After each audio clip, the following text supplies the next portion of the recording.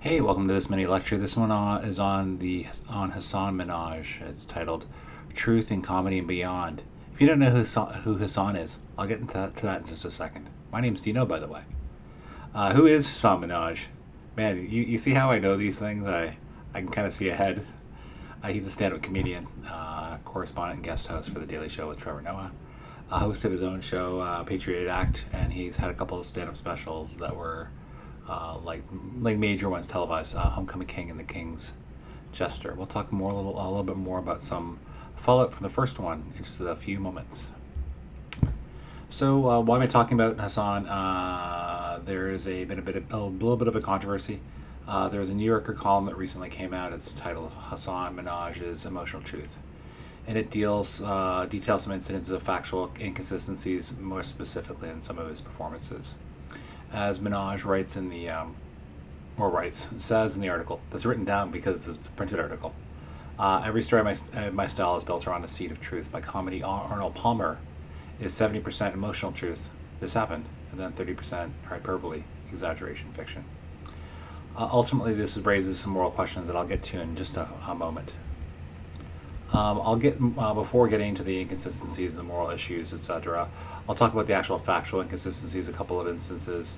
The New Yorker story talks about various problematic comedic stories and anecdotes again that have come out of some of the things Mr. Minhaj has said. There's one about a family's anthrax scare, which seemed to be a bit overblown. The idea that an informant infiltrated his family's Sacramento area mosque when Minhaj was a high school junior, and an embarrassing prom date rejection, which sounds like it was not quite as embarrassing as it sounded on stage. I think the first question, of course, for all of you might be is who cares? For those of you who are big fans of comedy, and I know I've read some online commentary, people are just like, oh, it's comedy, they lie, what? I was saying that as sort of a jest myself. But it is the idea that it's just comedy, stand-up comedy after all. A lot of jokes are based in fiction, etc. But I'll get to more why some other people are sort of pushing back against this idea. One of the ones is the idea of an audience contract. Are performers themselves obliged to be truthful to audiences? And you would contrast the idea of being rational and factual and having that kind of truth versus emotional truth. So emotional truth, like sharing a story that feels true and maybe represents a broader truth, is all well and good. But if you're presenting facts and things, shouldn't those also be true if you present them as facts? And I think that's part of the problem, is that it wasn't so much that the embellishments, the punchlines themselves were untruthful. It was more that the actual factual basis for the jokes sounded less than factual. Another one is potential victims, and it is the idea of a duty to protect. Is there a duty to protect? For example, in his special, the Homecoming King one, he references a prom date and how he was rejected, and it was implied, if not specifically stated, that it was due to a racial issue, but that turned out to not be true, and because of that, that person ended up being targeted, doxxed, and somewhat threatened. And so if you're making an untruth and you're forwarding it as a truth and people dislike it and there is a victim, do we have a duty to protect victims when we speak uncarefully, at least, or in fact non-factually, as it appears to be this case? Another issue is just the general state of facts in society.